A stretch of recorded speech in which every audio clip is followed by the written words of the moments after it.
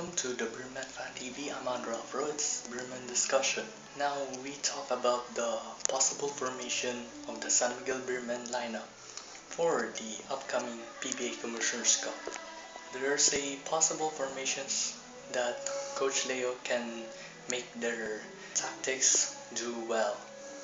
As Tazan joins the San Miguel community lineup by Aaron Santos, Alex Cabagnot, along with 14 other men, have joined this team to reclaim when the Grand Slam is possible. My tactics for the possible Commissioner's Cup is 3-1-1 formation because it is easy to see that we can make defense in these every position that we for. So I'll put Tyler Wilkerson on the center, then Fajardo on the left, Arvin Santos on the right, then Chris Ross and Alex Cabagnot will do them the same as last conference.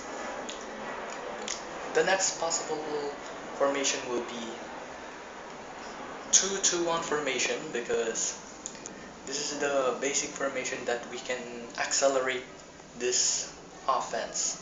So I've designed my formation will be Tubit is the optional on the floor, Lassiter, Fajardo, Ross and Cabagnot. So yun ang offense para sa akin for the next possible lineups para sa Commissioner's Cup.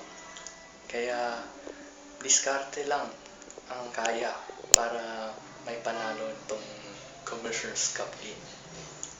Third and last possible na formation na gagawin will be 1-3-1 formation because on the backside, Wilkerson on the center in between with Aaron Santos and Tubit, and Alex Cabagnot will be in the portion.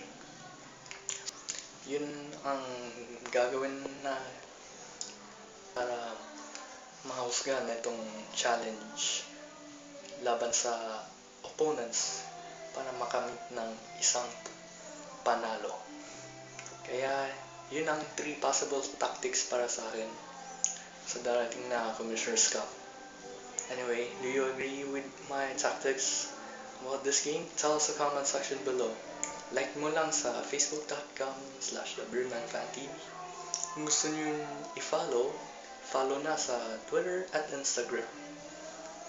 And kalimutan i-like, i-share, and subscribe itong video para sa Beerman Fan TV. I'm Andra Bro, and we'll see you in the next video. Shalom. Bye.